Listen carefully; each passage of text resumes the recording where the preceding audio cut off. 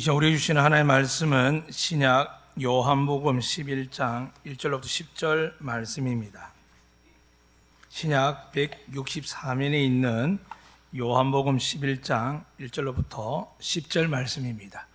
이제 말씀 봉독할 때에 살아계신 하나님의 말씀이 우리 영과 혼과 관절 골수 쪼개기까지 여러분이 원하는 치유와 마음의 평강을, 또 여러분의 마음의 간절한 기도 제목들이 응답받는 은혜의 말씀을 믿고 경청하시기를 부탁드립니다. 어떤 병자가 있으니 이는 마리아와 그 자매 마르다의 마을 베다니에 사는 나사로라.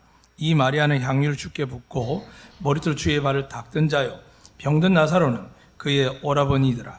이에 그 누이들이 예수께 사람을 보내어 이르되 주여 보시옵소서, 사랑하시는 자가 병들었나이다 하니 예수께 들으시고 이르시되 이 병은 죽을 병이 아니라 하나님의 영광을 위함이요 하나님의 아들이 이로 말미암아 영광을 받게 하려 함이라 하시더라. 예수께서 본래 마르다와 그 동생과 나사로를 사랑하시더니 나사로가 병들었다 함을 들으시고 그 계시던 곳에 이틀을 더 요하시고 그 후에 제자들에게 이르시되 이대로 다시 가자 하시니 제자들이 말하되 랍비여, 방금도 유대인들이 돌로 치려 하였는데 또 그리로 가시려 하나이까?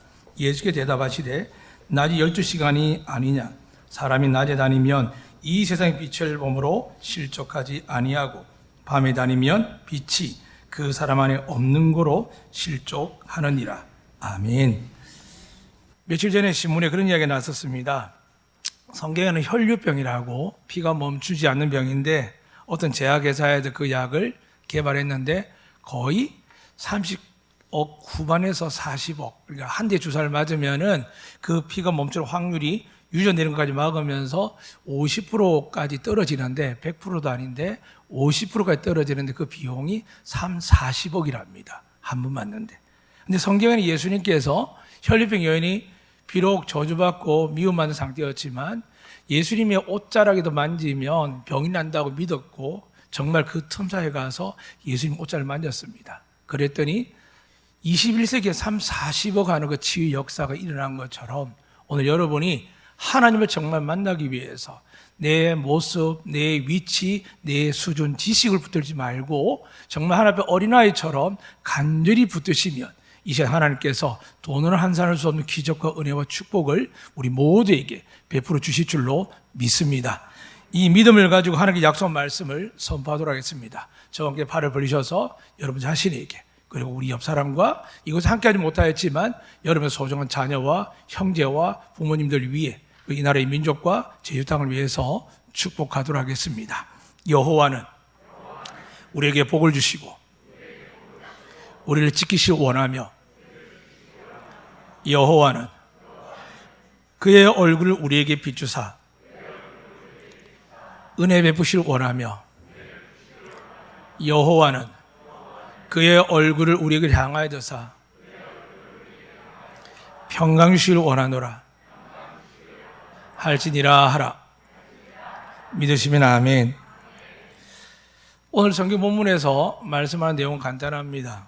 왜 이런 일이 일어났을까? 특별히 성경에서 반복적으로 이야기하는 게 예수님께서 특별히 사랑했다고 합니다. 성경을 다 읽어보시면 알겠지만 은혜를 베푸시고 많은 일을 하지만은 이렇게 하는 가족 자체를 사랑한다고 표현하는 게 많지 않습니다.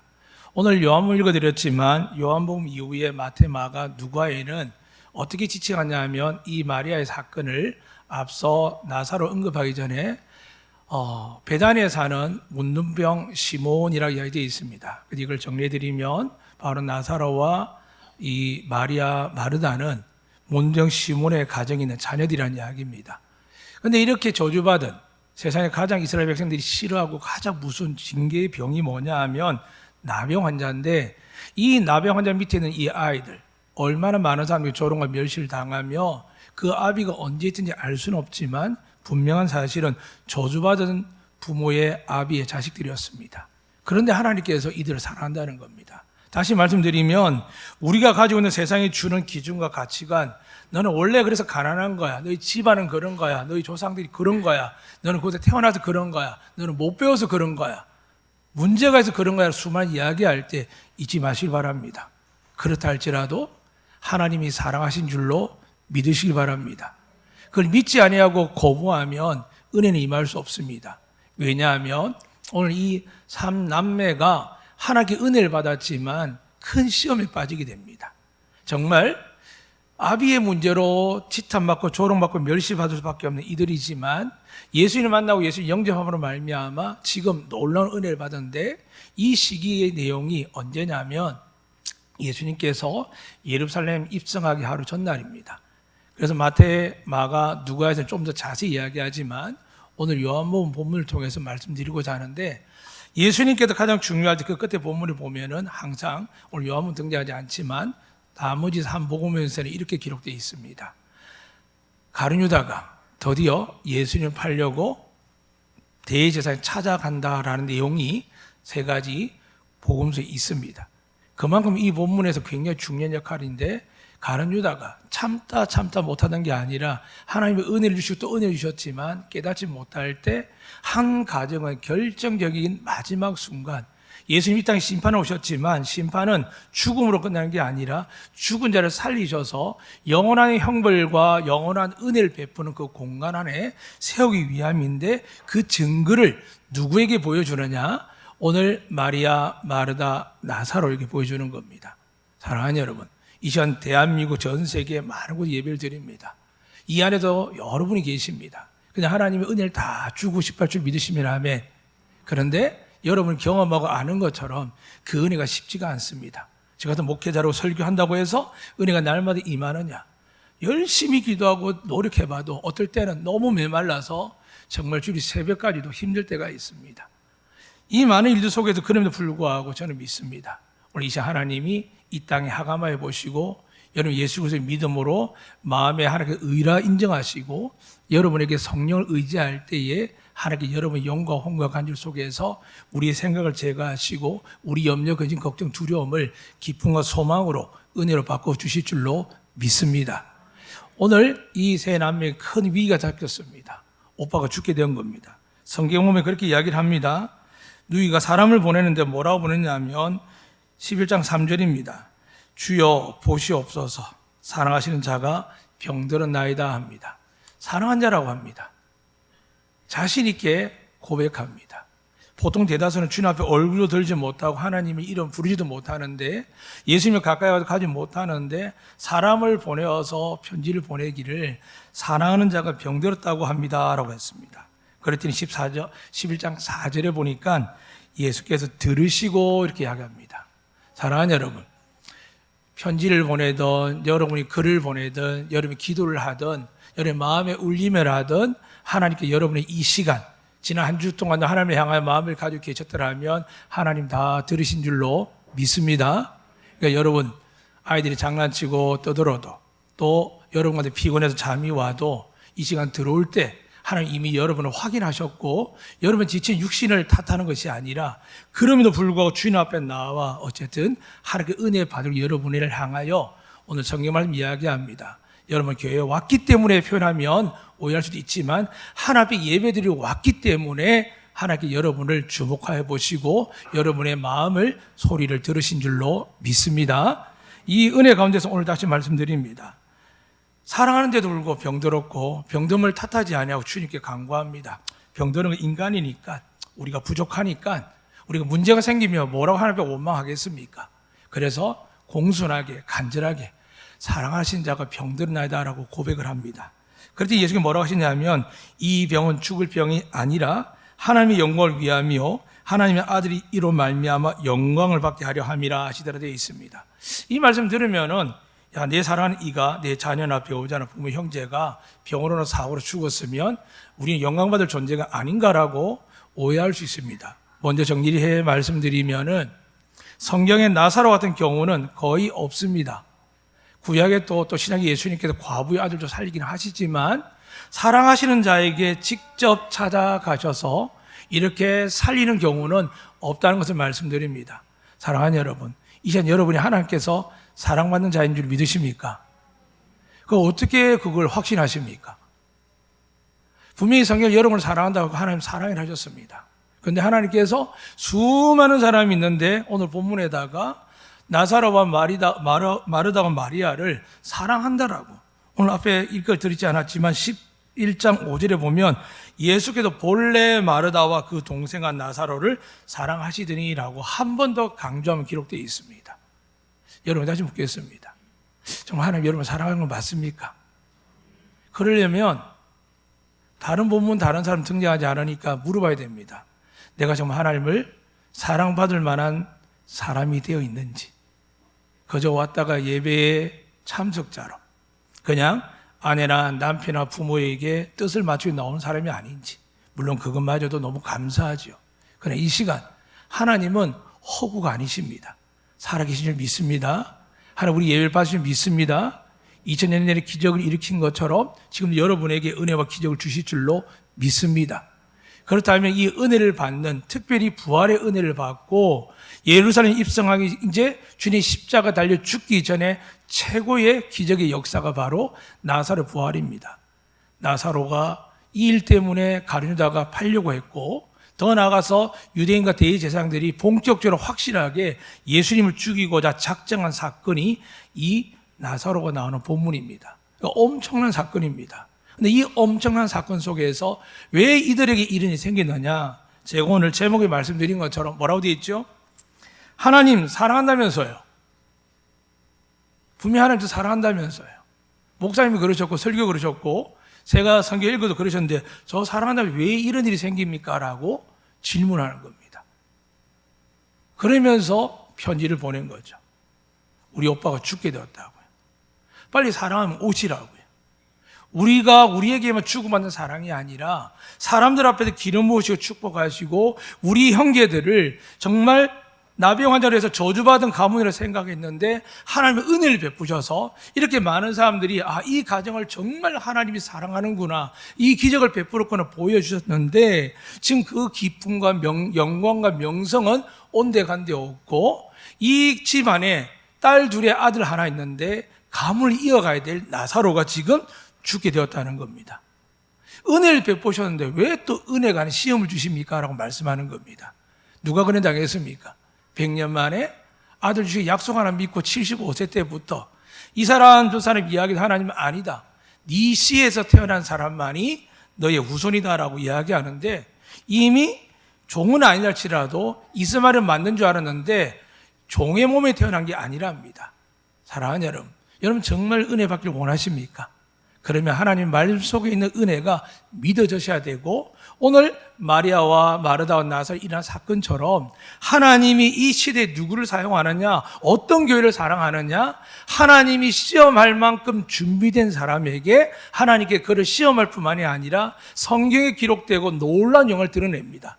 왜냐하면 오늘 이 마리아는 여러분이 잘 아시는 것처럼 시몬의 집에 갔을 때 그 집에 아무도 예수님을 향하여 발 씻을 물도 주지 않고 그리고 입 맞추지도 않고 그들의 유대인 전통에 따라서 볼을 부으면서 입을 맞추는데 그것도 하지 않고 그에게 감람류도 붓지 않았는데 이 마리아가 어떻게 하냐면 예수님의 등 뒤에 와서 그 발 앞에 눈물로 발을 씻고 그 머리카락을 닦아주고 거기에다가 향유를 깨뜨릴 때 주님이 그렇게 말씀하는 겁니다.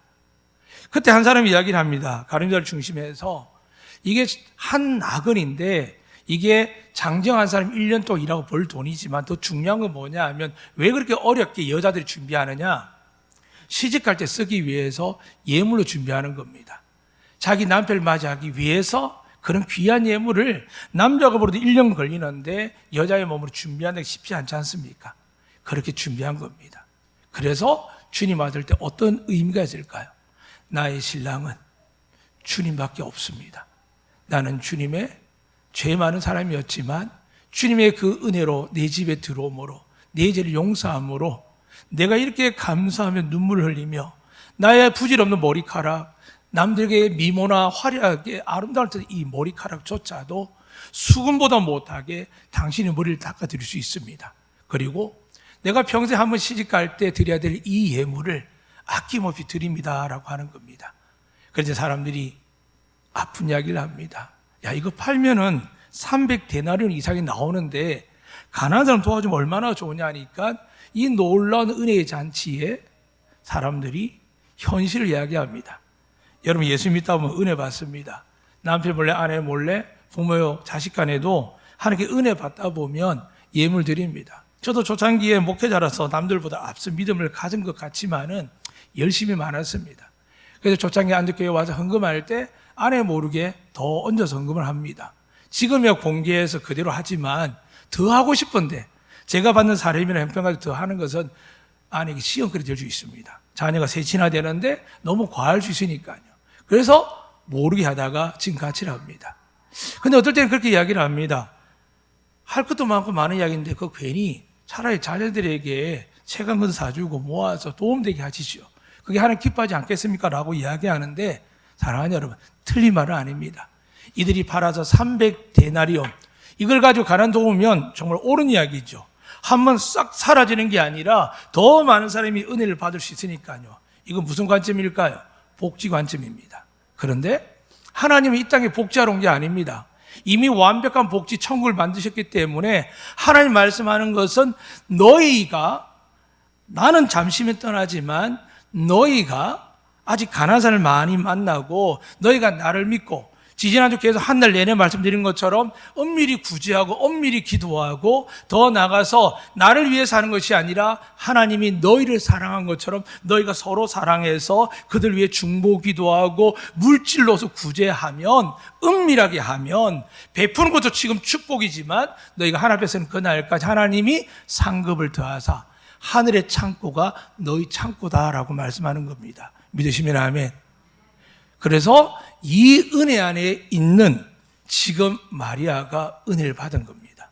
그 은혜 받은 마리아가 오늘 성경에 어떻게 기록되어 있냐면 이렇게 기록되어 있습니다. 2절에 이 마리아는 향유를 주께 붓고 머리털로 주의 발을 닦던 자요 병든 나사로는 그의 오라버니더라 되어 있습니다.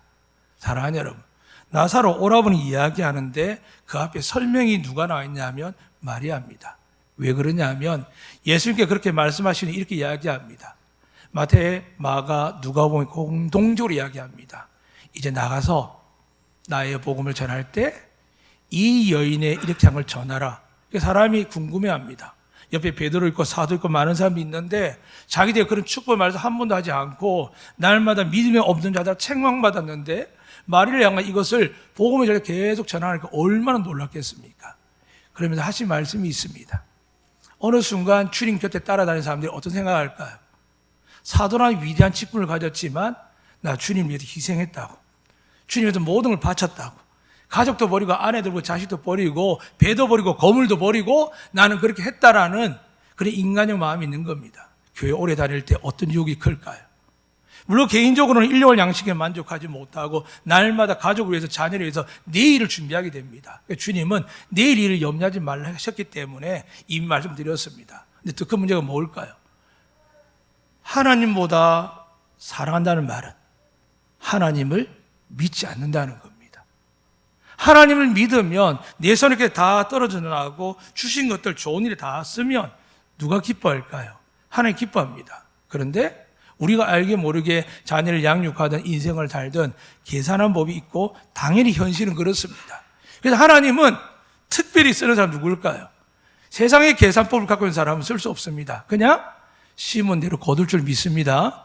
이건 그냥 누구나 주는 복입니다. 그런데 하나님 뜻을 쫓아서 하나님이 기쁘게 하기 위해서 내 뜻이 아니라 내 사랑이 아니라 사랑받고자 하는 것이 아니라 사랑하기 위해서 내 물질과 내 마음을 저 사람의 마음을 기쁘게 하기 위해서 저 사람이 행복하기 위해서 저들의 어려움을 돌보기 위해서 우리가 말씀을 받는데 내가 하나님께 받은 은혜가 큽니다.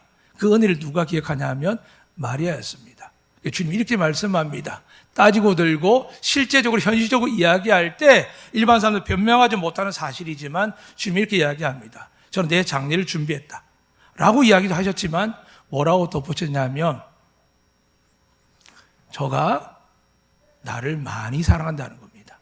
그 왜 사랑합니까? 라는 말씀에 대해서 예수님이 이렇게 이야기합니다.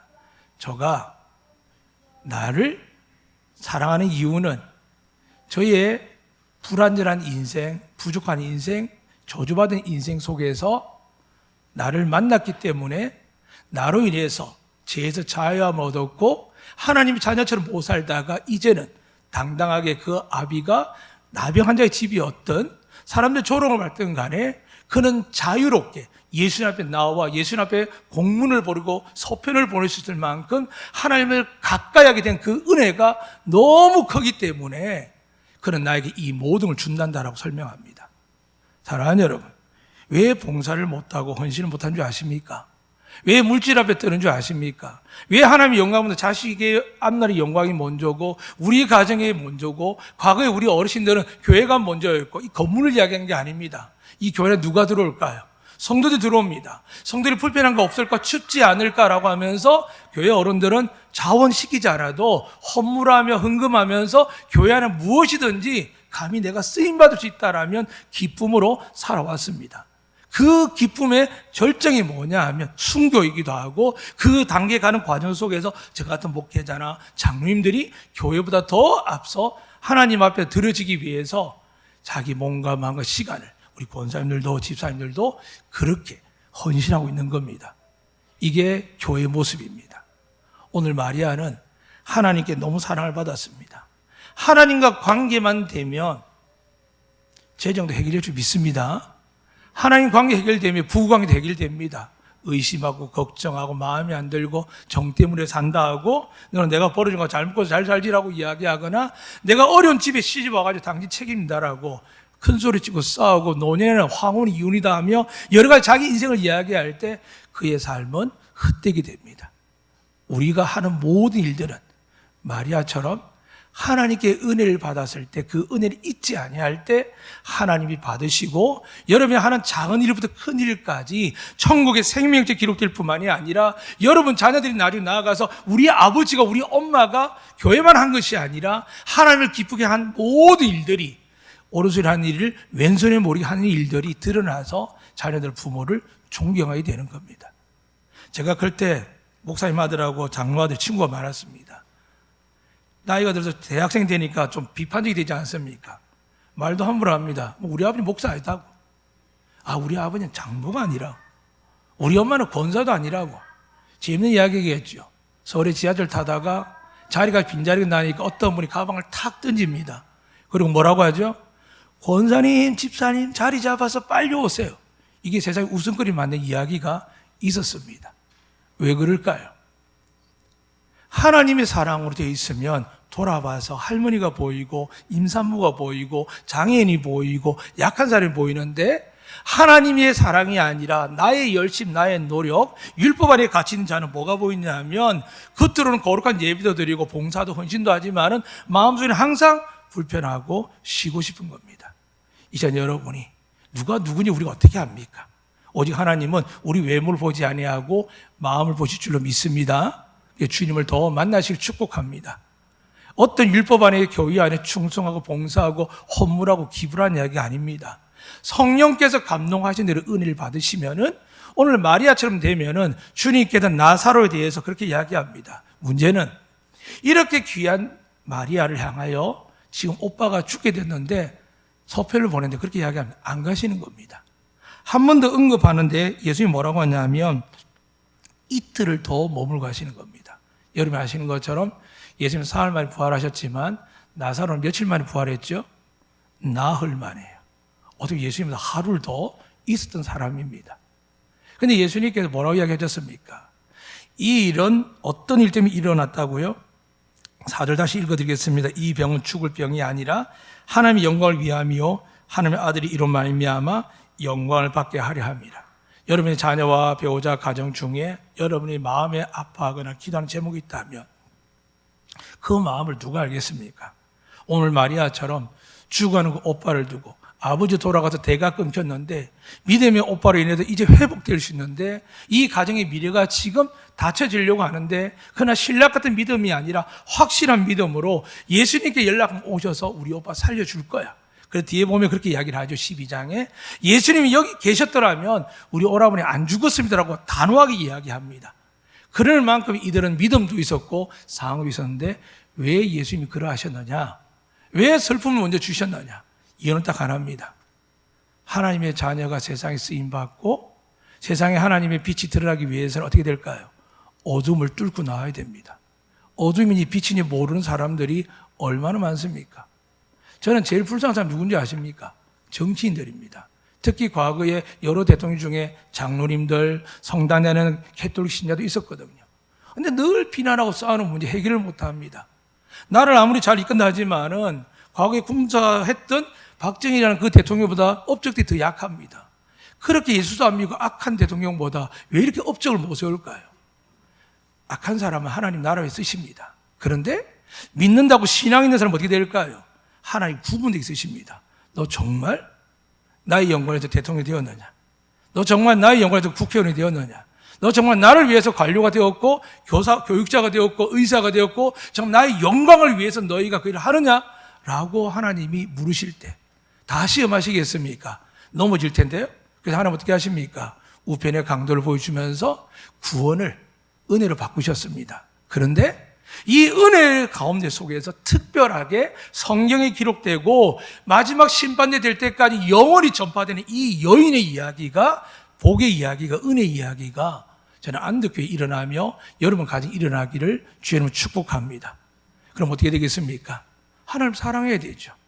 조금만 지치고 힘들면, 마음에 안 맞으면 툭툭 이야기하거나 마음속에 썸뿌리 나도 하나님 앞에 회개하지 않고 살아간다면 하나님이 이 모든 걸 다 보시는데 저 같은 목회자 아무리 가운을 가리고 있다 할지라도 마음속에 있어서 저 사람 봐, 저분 봐 라고 하고 오지 않은 사람 머리에 떠올라도 그 사람 생각하며 예배 중에 집중하지 못한다면 무슨 의미가 있겠습니까?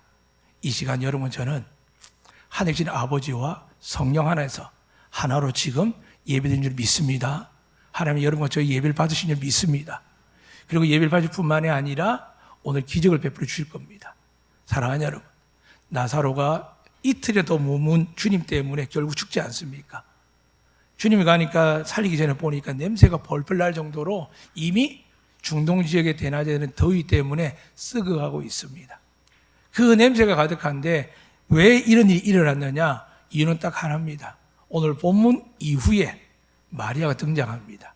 오늘 2절에 읽어드린 설명이 앞서 기록된 내용이 아니라 이후에 일어납니다. 무슨 말일까요? 하나님은 전지적 하나님을 할 때 세상의 미래의 마지막 종말까지 일어나는 것을 다 아시는 분 하나십니다. 믿으시면 아멘. 그래서 마리아의 믿음이 보이고 그의 사랑이 보이는 겁니다. 오늘 여러분 가운데 속에서도 교회를 벗어나가 가정이든 직장에 나가 살 때 사랑하는 여러분, 하나님의 은혜와 축복의 사람 되시기를 축복합니다. 다른 사람 용서하고 사랑하고 남들에게 외면당하고 조롱당하고 멸시당하고 가난하여서 힘이 없는 자들에게 공부를 못하는 아이들에게 성품이 나쁜 사람들에게 여러분마저 등 돌리면 누가 가까이 하겠습니까? 여러분이 품어주고 사랑하시면 하나님의 능력과 은혜가 임하사 사람이 3살 버려 8가지 가지만은 하나님의 은혜가 임하면 축복의 사람으로 바뀌게 될 줄로 믿습니다. 믿습니다. 그 은혜가 여러분에게 여러분 자녀에게 일어나기를 축복합니다. 그래서 오늘 다시 말씀드립니다. 이러한 일들을 통해서 미리 일어날 일이지만 주님이 하시고 지금 이 고통 정말 주님 앞에 보는 이틀 전에만 해도 오시도 되는데 그 이틀 그리고 죽어진 나흘 될 때 주님이 왔을 때 마리아와 마르다의 마음은 어떻게 했을까요? 비통한 겁니다. 그리고 또 뭐가 있을까요? 주님이 우리 사랑했다고 주변 사람들이 다 이야기하는데 정말 우리 화순에서 안덕에서 제주도에서 안덕교회를 사랑한다고 하나님이 살아 계시다라고 장로님을 향하여 권사님 집사를 향하여 이런 이야기를 듣고 있는데 갑자기 시련과 환란을 오면 뭐라고요? 더 귀하게 존귀하게 쓰실 줄로 믿으시길 바랍니다. 사람의 눈치 보고 사람이 여론을 보면은 하루하루 괴롭습니다. 그러나 눈 딱 감고 여러분 하나 앞에 회개할 거면 회개하고 나서 우리에게 누가 계십니까? 우리의 대중보자 되시는 예수 그리스도 계시를 믿습니다. 그분 붙들고 나가시면 됩니다. 그거 말고 방법이 있습니까? 우리 아들이 갑자기 달라질 수 있습니까? 여러분 노후가 달라질 수 있습니까? 지금 세계 정세 경제가 바뀔 수 있습니까? 없습니다. 사람들도 못 살겠다 사로 쌍방인데 그러는데 하물 우리 눈에 보다 얼마나 그렇게 했습니까? 그래서 부탁드립니다. 여러분은 대한민국 국민입니다. 여러분은 제주도민입니다. 근데 더 중요한 게 뭘까요? 여러분은 이 당 저 당이 아닙니다. 예수당인 줄 믿으시면 아멘. 양쪽 다 사랑하셔야 됩니다. 양쪽 다 기도하셔야 됩니다. 여러분 가운데 어떤 지역을 나왔든 어떤 형향성이 있던 간에 만약 그것에 휩쓸리면 어떻게 될까요? 가끔 목사님들 장로 그 길이 옵니다. 두말 안 합니다. 기도하겠습니다. 라 보냅니다. 그분의 말에 지지하는 게 아닙니다. 그 글을 볼 때 이렇게 고백하는 겁니다. 하나님, 하늘의 소망을 빼앗기지 않게 해주세요. 우리 집이 내 나라가 이 나라가 아니었기 때문에 저들이 나를 잡아가고 나를 옥에 가두고 나를 채찍질하고 못에 박아 죽인다 할지라도 내가 하늘의 천군 천사를 부를 수 있음에도 불구하고 내가 그렇게 하지 않는 이유를 저들이 깨닫게 해주세요. 사랑하는 여러분, 천년만년 생각하면 내일을 걱정하셔야 됩니다. 그런데 오늘 부르면 어떻게 될까요? 오늘 밤에 부르면 어떻게 하겠습니까? 그러니까 빨리 용서하셔야 됩니다. 미운 자식, 여러분 해코지 하는 사람들 용서하세요. 그럼 하나님 어떻게 한다고요? 그들이 회개하지 않으면 주님 말씀합니다. 원수를 내가 하겠다고요. 우리가 할 수 있는 고소 고발해가지고 감옥에서 잡아 넣든지 뭔가 모욕을 주는 정도겠지요. 그런데 그들이 회개하지 어떻게 될까요? 하나님의 엄청난 형벌 받습니다. 어느 게 낫습니까? 하나님께 맡기시기를 주님은 축복합니다. 우리가 할 일은 그들을 축복하는 겁니다. 우리 자녀들 애써 키우지만 어느 부모 치고 마음 상하지 않는 일이 있겠습니까? 그러나 하나님의 그 심을 믿으시길 축복합니다. 그리고 기도해주고 축복하세요. 내 입에서 이만큼 뭔가 올라와도 여러분 뱉어낸 말이 그 아이만 듣는 게 아닙니다. 하나님 들으십니다. 내가 지금 너무나도 화가 나는 일이 정당하고 이렇게 이야기 옳다 할지라도 하나님이 계시고 내 안에 계시고 상대 안에 하나님이 계시면 어떻게 될까요? 그걸 깨닫고 할 수 있도록 우리에게 성령을 주셨는데 성령님의 마지막 은사가 뭔지 아십니까? 절제입니다. 사랑을 시작해서 절제까지 가면서 이 사랑을 완전하게 완벽하게 이룰 수 있는 은사가 뭐라고요? 절제입니다. 하고 싶은 말 다 하고 느끼는 다 하고 자기 생각 다 하고 그 속에 교만도 나오고 거만도 나오고 무식함도 나오고 변론 나오는 일들이 이 세상에 얼마나 많습니까? 사랑하는 여러분, 그래서 오늘 주께서 이렇게 말씀하십니다. 빛이 있느냐라는 겁니다. 지난주 우리가 하나님의 기뻐하는 열매에 대해서 쭉 이야기하다가 최종적으로 말씀드렸습니다. 어떤 열매라고 그랬죠? 하나님 우리를 사랑한 것처럼 너희도 서로 사랑하라. 이 열매를 하나님이 가장 기뻐합니다. 믿으시면 아멘. 어떤 명성과 부귀영화 헛됩니다. 필요할 만큼 하나님 주실 줄 믿습니다. 잘 믿으시면 넘치는 대로 주실 줄 믿습니다. 그러나 마음을 빼앗기시면 안 됩니다. 진짜 여러분이 구해야 될 것은 바로 나를 사신 주님을 만나면서 이 마리아처럼 내가 그분의 사랑 안에 거해야만 이 비싼 돈의 향유, 내가 결혼 때 써야 될 이 향유 옥합이 내 눈에는 부질없이 보이고 주님께 드릴 수 있습니다. 그것뿐이겠습니까? 이 세상 수많은 모임 중에 장기기증본부가 있습니다. 사람의 자기 몸을 주는 만큼, 생명을 주는 만큼 얼마나 귀하겠습니까? 여러분 잘 모르겠지만 저희 교회가 10수년 전에 어떤 일이 있었냐면 10년 안에입니다. 한 분 장로님이 처음으로 제주 땅에서 사랑의 장기기증본부가 생겼을 때 장기를 교회에서 기증한 일로 처음 되어서 저희 교회가 기념 예배를 드렸습니다. 그러면서 10년이 다 지나 지금도 연락이 옵니다. 안덕교회에서 처음 장기 기증하신 교회이기 때문에 이 모임에 꼭 동참해 주면 저희 기관이 굉장히 힘이 됩니다라고 연락이 옵니다. 작지만 후원도 합니다. 그러나 주님, 그 주님 주신 생명과 몸에 비하면 그분이 우리를 사하시고 저주 아래 거하고 영원한 형벌에 빠질 우리를 그 구원하신 은혜를 깨닫는다면 그보다 큰 은혜가 어디 있습니까? 그 은혜가 느껴지면 어떻게 될까요? 어떻게 될까요? 그 은혜가 느껴지면 하나님을 향한 마음이 야, 당신은 목사님 때문에 이렇게 해야 된다, 장로님 때문에 이렇게 해야 된다, 이렇게 하지 않습니다. 잊지 마시길 바랍니다. 하나님께서는 우리 마음속에 우리의 사랑과 은혜를 보는 것이 아니라 우리가 얼마나 많이 하나님 사랑에 빚져 있는 것을 보는 것입니다. 여러분, 하나님께 사랑의 빛이 얼마나 크십니까? 저는 너무 큽니다. 그 빛을 갚을 길이 없어서 어떻게 할까요? 저는 제주 땅을 사랑하고 제주 안덕교회를 사랑하고 더 나아가서 제가 본적을 봐왔다고 말씀드린 것처럼 저는 제주에서 죽을 것이며 제주에서 한 공원에 저도 제 마지막 허락하신다면 낙구할 생각까지 다 인생을 정리했습니다. 왜 그랬을까요? 하나님 너무 좋으니까요. 다른 게 안 보입니다. 하나님 너무 좋으니까 제주도가 좋은 겁니다. 하나님이 너무 좋으니까 안덕교가 좋은 거고 하나님 너무 좋으니까 여러분이 좋은 겁니다. 여러분 어떠십니까? 하나님이 좋아야 교회가 좋아집니다. 하나님이 좋아야 목회자가 좋아지고 장로님이 좋아지고 권사 집사님이 좋아지는 겁니다. 그런데 우리는 자꾸 좋아지지 않는 이야기를 이 땅의 교회가 많이 하는데, 가정에서 많이 하는데 근본적인 문제가 안 돼 있는 겁니다. 하나님 관계가 깨어졌다는 겁니다. 왜요? 하나님께 드리지 못하는 시간이 어느 순간 타성이든 자성이든 간에 우리 삶 속에서 그렇게 기쁘게 하나님께 나아갔던 시간들이 남편 눈치 보고 아내 눈치 보고 부모 눈치 보고 자녀 눈치 보고 현실적인 감각 눈치를 볼 때 맞습니다. 그렇게 근심하며 그럭저럭 살아갑니다. 네, 여러분. 하나님이 그런 삶을 위해서 예수를 독생자 우리에게 죽이기까지 하시면서 이 일을 행하셨겠습니까?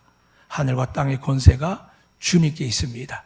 그 주님을 온전히 믿으면 여러분 인생에서 아무리 실수 많이 하고 부족함이 많고 많은 어려움이 있다 할지라도 결론을 말씀하면 영원한 천국에 갈 뿐만이 아니라 이 땅에서도 여러분 빛이 되는 아름다운 믿음의 가문 되게 할 줄 믿습니다.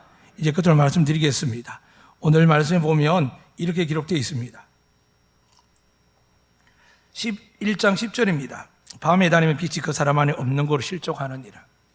여기서 말하는 밤은 지금 말하는 우리가 낮과 밤을 이야기하는 의미가 아닙니다. 상징적 의미는 밤낮을 다녀도 바다를 다녀도 하늘을 날아다녀도 아브라함의 고백을 치면은 네가 동서남북 어디를 가더라도 내가 너와 함께하고 요셉과도 함께하는 그 하나님이 오늘 예수 이렇게 표현하는 겁니다. 그 하나님이 빛이시다. 내가 세상의 빛이다. 내가 너희하고 함께하기를 원한다. 믿으시면 아멘. 그러면 너희 앞길에 두려움이 없다. 그런데 내가 아니라 교회 건물이나 직분이나 저처럼 목사의 타이틀로 혹은 지역사회에 인품 좋은 척, 착한 척, 선한 일 다 들어주고 살 수는 없지 않느냐는 겁니다. 사랑하는 여러분, 주님을 가까이 하게 되면 악한 것들이 여러분 곁에서 떠나가게 될 줄 믿습니다. 여러분 마음속에 예수님의 빛이, 진리가, 말씀이 가득하셔서 오늘 이후로 여러분 삶을 비추시기 바랍니다. 내가 내 능력과 지위와 직분과 내가 가지고 있는 물질과 내가 갖고 있는 삶의 현장과 가정과 이것이 먼저인지를 여러분 정밀하게 비춰보셔야 됩니다. 그리고 선포하셔야 됩니다. 마리아처럼 다 드릴 수 있을 때 하나님이 그의 오라비를 살립니다. 어렵고 힘들 때는 기도하고 눈물로 중간도 많이 계십니다. 그러나 은혜 받고 나서 상황이 좋아질 때마다 변하는 사람 수도 없이 봤습니다. 그러나 여러분, 이제는 그런 헛걸음질 안 했으면 좋겠습니다. 이제는 하나님이 안독게 여러분에게 사라진 그 하나님께서 여러분의 삶을 지켜주시고 보호하시고 은혜 내려주시죠. 저는 반드시 믿습니다. 그냥 듣기 좋은 말로 목사니까 하는 말이 아닙니다. 여기다 생명을 걸려면 생명을 걸 수 있습니다. 저는 믿습니다. 그러니까 제발 하나님을 잘 믿으셔서 그분과 사랑에 빠지셔서 어떤 환난과 역경이 오는 게 두려워하지 마십시오. 더 크고 놀라운 영광으로 은혜로 존귀하게 만들어 주실 줄 믿습니다. 그러니까 주님 만나셔서 주님 붙이시고 내가 정말 주님보다 더 사랑한 것이 있는지 내가 정말 주님을 사랑하는지를 이 사건을 통해서 다시 한번 조명하셔서 여러분의 믿음의 남은 길들이 하나님께서 형통하게 하는 은혜와 축복을 누리시고 영생을 누리시기를 주의 이름으로 축복합니다. 아멘.